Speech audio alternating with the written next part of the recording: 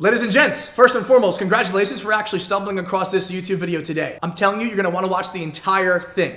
This video specifically is gonna go through the actual hot niches and markets that I believe were super hot not too long ago. Fast forward a few months, and right now, all these markets I mentioned in this video are absolutely flourishing and much higher than they were when I first mentioned them, which is why I want you guys to go ahead and see this exact video today. Do yourself a favor, write down every niche and every market that I go through here, because this was based off of my research that now has proven to actually be true and actually be very consistent and high scale with the actual growth of these specific niches and markets as well. Do yourself a favor, watch the entire video, leave a like on the video as well, and be sure to subscribe also. And let me know what your favorite niche is down below in the comments, and I'll see you at the end of the video.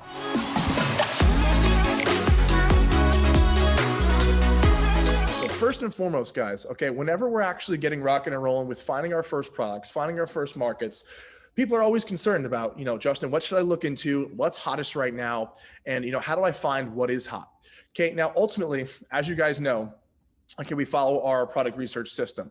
Now, with the product research system comes, obviously experience using it, comes market insight and marketing logic. Okay, all of these things you must have within yourself, okay, or build up to have within yourself to be able to find markets and products, at the forefront of their demand. Okay, because there's millions of markets and products out there that obviously are gonna, look great to you, but they have to follow the system. Now, one thing I want to talk about before we actually get into the nitty-gritty today, okay, is some cool, markets to get into, but also the reasons as to why we'll get into these types of markets. Okay, now anyone could go ahead and jump into random markets and test random products and find something that randomly starts working. If you're someone who's looking to really increase your hit rate and really dial in on a certain market or certain niche in hopes of actually being able to brand more effectively and efficiently down the road, this is going to be super crucial for you guys, right? And obviously, 99 or almost all of us here want to go down that road. So that's why I want to put this together, So first and foremost, okay, we have markets just like we talked about on our previous live. We have the home goods market, we have fitness, we have sanitation, we have blankets, we have bamboo toilet paper, stuff of that nature. Okay, fire pits, outdoor experience, hobbies, gaming, personal care, essential pet items. Okay, all of these things have a few different notions and similarities, okay? Now, with that being said, it's important for you to understand that choosing markets is not a crapshoot, okay? Choosing markets is an art because you must have the future in your head as well. And this is very evident, not only with our students doing extremely well, but also with the stores that we built over the years as well. Okay, we're not focusing on markets that just have one singular product within the market that, doesn't have anything else to do well other than that specific product. Okay, we're focusing on markets that have a ton of accessories within. Okay, done a ton of different angles, a ton of different possibilities, and a ton of different option in terms of actually choosing items and relative products within that same market. Okay, because the goal is not to find just one product, scale to the moon, and that's it forever, right? That's the short-term goal, right? Maybe like the 1 year goal, but the long-term goal, 2, 3, 4, 5, 6, 7, 10 year, 20-year goal is to brand something and to branch out into something bigger than what you started with. All these markets, whether it be home goods, okay, whether it be sanitation or fitness, all include something more intricate than a market like, let's say something like chairs or desks, right? Something very pinpoint, and you can't really sway either way, right? It's either, if you're in the desk market, it's desks or, just desk, that's it. If you're in the chair market, it's chairs or that's it. You could have different unique chairs or whatnot, but there's not many accessories, not many unique factors to be able to expand off of and build a real concept or brand feel or community feel around, okay? That's one of the most important parts that you guys will soon get to. If you are first finding your starting traction in this business, it's when you begin to build a community and build an essence or an aura around your business, that's when it becomes more serious, right? And that's when your retargeting ads will start to perform better. That's when you have more actual repeat customers. Okay, your LTV will go up. All of these things will begin to increase when you understand these certain concepts. It's important for you guys to understand there really is a fine line between short-term scale and long-term scale. Okay, a lot of people in this business will go ahead and focus on the short term. They won't really go ahead and reinvest into their assets. They'll be, penny pinching on every single profit of dollar to go ahead and make sure that they're saving and whatnot. For short-term gains, that's great. Okay, short-term gains are good for the short term. Okay, and it's important for you guys to understand that as you're moving along, okay, and as you're building your business, you found your consistency, you need to be continuing to go ahead and not only optimize, but reinvest back into the business. Okay. It's not pulling the profits out and then going to buy a new laptop or something like that. Maybe a laptop would be a good idea because it's a write-off, but not buying a new car or a bracelet or whatnot. Okay. It's reinvesting back into the business. Okay. We have some big ballers here on our call right now. As you guys know who I'm talking to. Okay. It's important for you guys to reinvest back into the business, and which is what a lot of us do. So I don't really need to give the spiel about reinvesting being so important because you guys know that. Okay. Now, with that being said, these markets, okay, all contain accessories within them, which means when you start to find consistency, you're going to be able to easily scale out and brand. That's the most important part. With any successful company, there's usually one flagship product that comes out, okay, and gets the initial traction and the initial traffic to the business. It's your job to not only choose a market like this, okay, like one of these, to begin testing within, to make sure that when you're testing, you don't have to choose one certain niche. You could choose a bunch of these types of markets with accessories within, and then hone in on these specific markets and begin testing only products within this market. What this will do is enable you to find consistency quicker, get traction much easier, and be able to go ahead and be within a market that will enable you to scale out much quicker and develop a real business. Because the last thing I want you to do is have a 3-week pump and dump where you find a good product and then you scale it, okay, and there's nothing else to go ahead and do because it's already scaled to the max. There's no accessories, there's no brand essence, and then it dies out. You don't want that. You want long-term scalability, okay? Yes, it's cool to make some quick money and whatnot, but what we're going for here is long-term scalability. Now, to my initial point, these markets, okay, all have accessories within. Okay, so moving forward, whether you're in the testing phase or you're beginning to test new products for, to find a side piece to the product that's already working, it's important you guys focus on accessory markets, okay? Markets that have massive, massive option within to scale out and brand with, okay? Because you always want to think 10 steps ahead, 20 steps ahead. You don't want to think just in the moment, because when you get to that point, you're going to be caught with your pants down and not know what to do at that certain point. So start off by dialing in and choosing markets with many accessories within. It'll make your life much, much easier down the road, which is very, very important for you as a brand owner. First and foremost, okay, we have home goods, okay? As you guys know, the home goods market is extremely, extremely important right now because everyone's spending more time at home, okay? It's one of the biggest growth that we've seen in markets across the board has been home good products, okay? Now, as you can understand, home good products has tons of accessories within, okay? So, for example, instead of just building a one product store around the winning home good product, okay, let's say you go ahead and start testing the home goods, market and niche. You test, products within and you get something that starts working. You have tons of other items to go ahead and build around that specific item.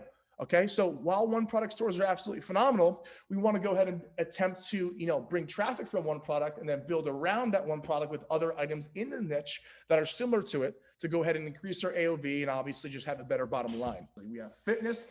As you can see, going into Q1, okay, you want to have a different mindset than you did in Q4. To go ahead and choose markets like fitness, okay, to help people really nail their New Year's resolution goals. Okay, that's huge. One of the biggest things of the year is not only Q4, but also Q1 and knowing how to utilize Q1. Okay, marketing angling is huge. Okay, marketing angling is huge, especially in scenarios like Q1 when there's always some sort of essence around it and being able to move out there and obviously get a ton done and make a ton of progress. So, for example, fitness would be great for Q1, and it always is. And then, of course, blankets, which could also go into the home goods category, okay, and is a little bit less of an accessory, right? So if you're in the blankets market, it's either a blanket or a blanket. There's not many accessories. The reason I put blankets on here is because blankets themselves are like selling like hotcakes, right? That's super comfy, super cozy. People love them, okay? And people love to have tons of them in their house, so they'll buy more than one, okay? That's specifically a great market for that specific niche down product of blanket, right? So overall, blankets will definitely satisfy the home goods category, but what we're seeing is blankets are, kind of separating themselves from the bunch because of how well they're doing. Okay, blankets are huge, as well as any other items that are making the home feel more comfy and cozy, right? So comfort is huge as well, which could go with blankets, home goods, and, of course, comfort. Now, again, we have fire pits, kind of goes in that same category. Right, we have outdoor experience, like we've been talking about. Okay, these are absolute huge products, especially during Q1 when it begins to get a little bit warmer and ease into spring, and then summer again, and most of the Q4. Right, so Remember guys, Q1 is a great way to go ahead and start to lean into spring and warmer months, okay? Just because it's not warm at that certain time doesn't mean it's not a good time to get started within it. With that being said as well, we have bamboo toilet paper, okay? Think about it like this. The reason I put bamboo toilet paper is so you guys can understand the concept of overall differentiation, right? Not just normal toilet paper, but overall bamboo toilet paper, right? Things that show differentiation and have some sort of difference to show that there's a true marketing angle behind it. These things are massively important for actually scaling and for being able to actually move forward with your product having differentiation along with it.